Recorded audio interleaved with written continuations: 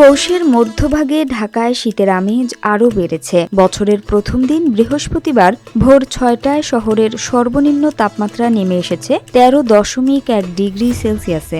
তবে আবহাওয়া অধিদপ্তর বলছে, আজ দিনের প্রথমার্ধে আকাশ মেঘাচ্ছন্ন থাকলেও দিনের তাপমাত্রা গতকালের তুলনায় কিছুটা বাড়তে পারে।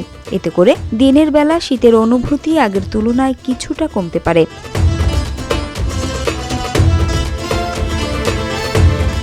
সকালে অধিদপ্তরের ঝড় সতর্কীকরণ কেন্দ্র থেকে প্রকাশিত ৭টা থেকে পরবর্তী ৬ ঘণ্টার আবহাওয়ার পূর্বাভাসে এসব তথ্য জানানো হয়েছে।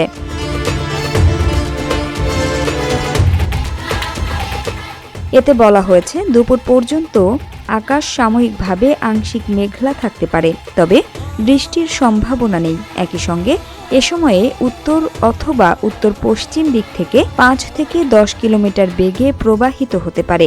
দিনের তাপমাত্রা কিছুটা বৃদ্ধি পেতে পারে।